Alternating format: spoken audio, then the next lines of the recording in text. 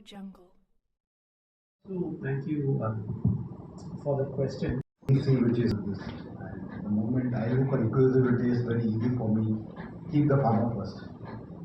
Because when you are building a value chain, which is for a long-term perspective, everybody's stake involved who's the centerpiece, and then build a which automatically comes along with it.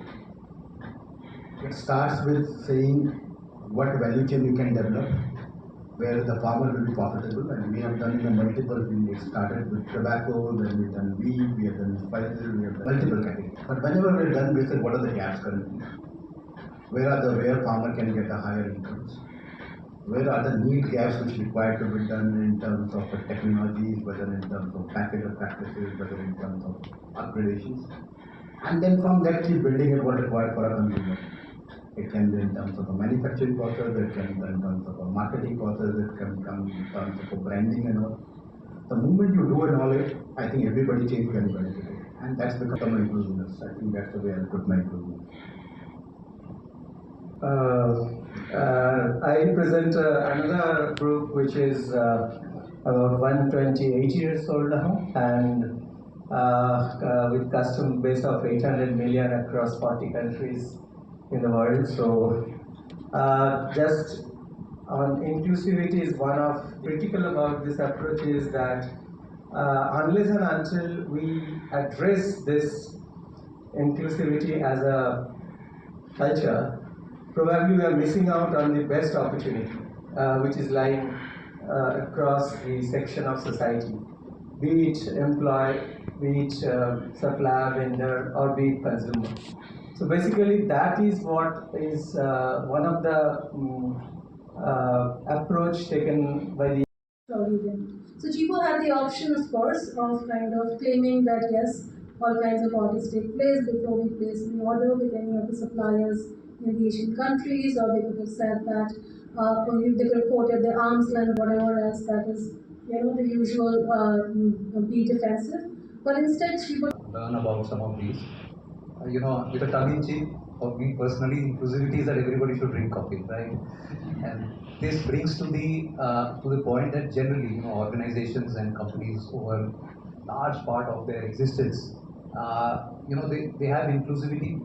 Fundamentally, a company's inclusivity is towards its stakeholders, right?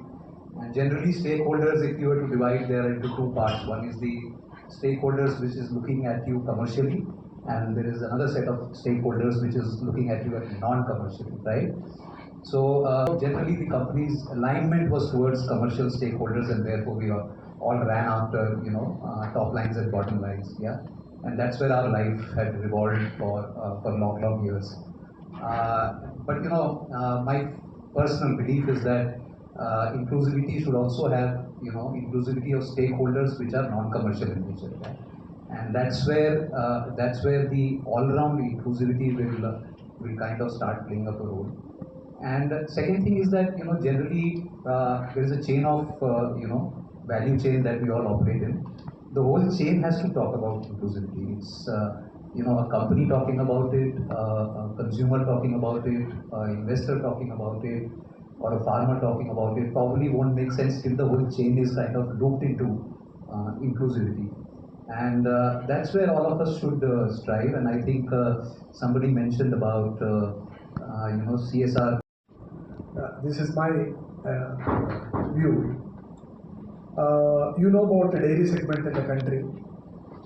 From the time when we used to buy 50,000 tons of milk powder,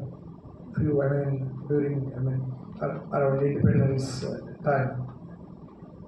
Now we have reached to a level of it's not just a self-sufficiency. We are the largest milk producer in the world. Thanks to Korean and many people who followed him, White Revolution is a big model. It's a game changer. And of course, this is one sector which has, from the beginning, followed this inclusiveness. They found every area is an inclusive area, and they worked in that direction. I think that is one of the reasons to bring dairy to this kind of status in the country. But today, dairy is, everybody says it's saturated and there is no business for dairy. But yet, figures show, for example, Hyderabad still has got 6 to 8 lakh liters gap of dairy and dairy products every day. There is a distinct gap of so much. But what is that gap and how that can be filled is answered by inclusiveness. So I have come recently. Every dairy started few years back, 10 years back, 15 years back, started with 25,000 liters, 10,000 liters, and then they reached to 2 lakh liters per day capacity, by 10 years or 15 years or 20 years. We did a survey, and we do a lot of backward integration program, and these are the value chain where farmer makes a maximum profit. Because when I looked at the data, I was really surprised. It came 54 years of age, which was the average farmer today. The farming is happening. And if you want to get this youth involved, you cannot do in the traditional practices on that. So whenever you're utilizing in terms of a new technologies, practices on that part, you find a lot of youth coming into it. We have one guy which is, you can raise your hand. So we are doing a climate smart agriculture in terms of fruit and vegetable production.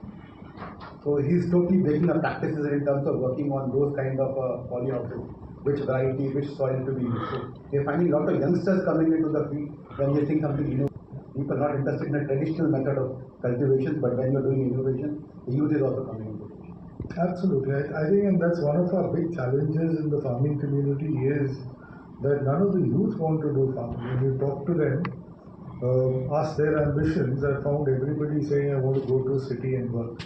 But technology is definitely changing that, and to me that's also inclusion, because if we can keep the youth back, especially of the farming community, to invest in their fields, and because they're technologically that much more, mobile phones and stuff like that, their outputs are better than the previous generation's outputs and open up a lot more doors. So one more thing, second thing, the big change which is happening in India is the entrepreneurship. So these youngsters are one who want to become an entrepreneur. We're already working with 1700 FPOs and kind of energy, understanding which we are trying to understand. We look at it from that perspective. So we have several programs that we have put together. For example, we have the self-managed team program, where really from 2002 the company is invested in youngsters, really from 10+2, from the local areas where we have factories, and take them, house them in a societal environment, educate them, and have them earn while they learn. So they go through a 45-day training program. They come into our factories, they start working. They go through an extensive buddy training program, and for the next 3 years they work, and they also go to college. These college curriculum industry. So currently we're actually tied up with Pilani. We have Geetham University tie up. The professors come in a local area and then in a local university and impart the education. So after 3 years, while they are working and earning, they actually graduate with a degree as well, right? So this is a program that has been remarkably successful.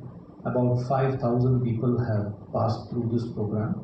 Several of them are in leadership, mid to managerial level leadership within our organizations, and we're very proud that several of them have left our organization and doing very well outside. So one example is this, where I think, and what this does obviously is you're investing in them. If you hire a similar person from outside laterally, it will cost you 3x, so it makes a lot of business sense. Plus, you're doing a lot of good for the society. So while you are promoting it, the real benefit is not coming to the farmers at all, because if you go to Arku Valley, you will find that the farmers are really poor and they are not able to sell their produce because they have small holdings, as we have all discussed, and they don't know where to sell and how to process them, because coffee is a cherry and the bean has to be extracted out of that cherry. So they don't even know how to do that. So what we have done is, we went to Arku Valley and we first and foremost told them that I am underwriting your produce. I'll underwrite whatever you produce in whatever form you produce. And second thing that what we did was to make sure that we set up dehulling and husking units, a centralized unit for a lot of farmers who can bring their produce and get their cherries processed, and whatever beans come out of it, I take that.